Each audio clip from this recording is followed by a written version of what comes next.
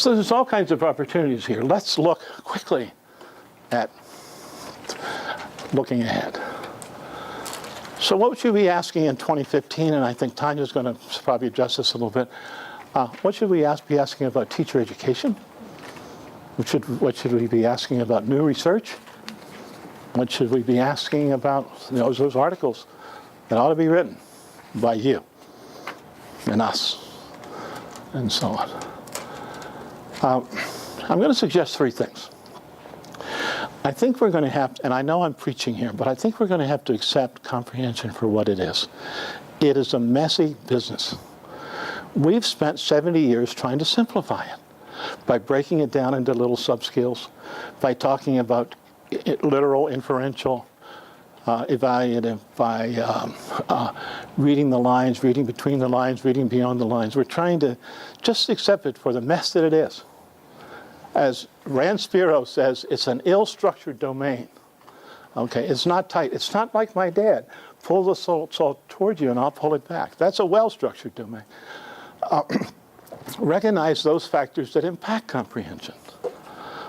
Preconceptions, interest. When I raise interest, I increase attention. And when I increase attention, I get better comprehension. And John, that also goes back to some extent to your question. So stop trying to simplify it.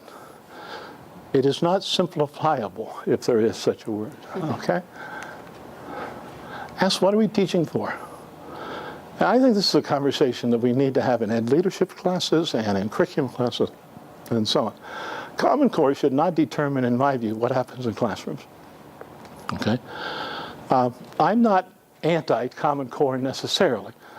Rather, I think we ought to do what Ron Richard, and if you have a chance to read one book in the next 3 months, read Intellectual Character.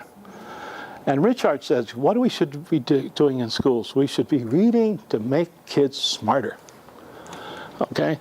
So, and I've got a handout on that I'll pass out later. And we look at the characteristics of really smart people, and we can teach to those we can teach with those characteristics in mind.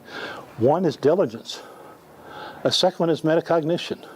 You know, whether you're talking about Stephen Covey with 7 Habits of Successful People, or whether you're talking about some of the people who've done research in gifted education. When you look at that, the disposition to be curious and open-minded, the disposition to be metacognitive and reflective, the disposition to seek truth and understanding and be strategic and skeptical. Not cynical, but skeptical. And I think what happens is when we don't build a framework of what we should be teaching for, then things come into place and fill that vacuum that maybe should. We need to champion very quickly the aesthetics of learning. I'm seeing too many teachers in Michigan retire before they'd like to retire, because they're being asked to do things that intuitively they don't want to do. And some of these are our most outstanding teachers. I go into classrooms and I don't see the joy that I'd like to see. Now that's not different than it's been in the past, but I think I'm seeing more of them. I don't mean to give you a downer. We need to ask ourselves this important question. Are students learning, or are they just working hard? You know, you go into classrooms, like I would say to my undergraduates at Saltbush University, I said, how are your classes going? Well, Dr. I'm taking chemistry, and it's really hard. And I say, I understand. Are you learning anything? I don't know, but it's really hard. You know? So there's a difference between learning and making, and some teachers design classes at universities to make them hard, right? Rather than maximize learning. We need to focus on quality books and quality literature. We need to be really careful that with this move toward more informational text and more complex text, that we don't shortchange the wonderful heritage in all of our cultures and the literacies there and so on. We need to refrain from an over-reliance on strategy instruction. Does that make sense to you? I see some of you sort of reacting that, you know, we take comfort, well, I'm using the strategies. I'm using QAR and KWL and DRTA and so on. It's not that we're using the strategies, but are we using those strategies in the most effective ways? And I think we have to look at models of that. And we need to enjoy teaching and learning. So we come back to the major question that we started. What does it mean to teach reading comprehension? It is, I think, most of the time more like the guide in the art museum. Remember her? asking questions and inviting responses than my father specifically telling me how to solve the log. Now, there was nobody in my life that had more impact on me than my father, and he was a wonderful man. And he was always asking questions and asking me to predict. So that was not his style. But that particular day, he said, son, just pull it toward you.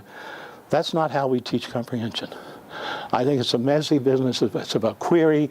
It's about inquiry. It's about discussion. And I know this sounds sort of pie in the sky, but we need to build a culture of inquiry, of questioning. And I like this quote from Alvin Toffler. Something we need to think about. The illiterate of the 21st century will not be those who cannot read and write, but those who cannot learn, unlearn, and relearn. And I like that quote. And it is important to be able to learn through reading and through writing and to relearn and so on. But I think if we put the focus on learning, what do you know now that you didn't know before, we may be on the right track. Well, it's been a delight to be with you this morning. Thank you.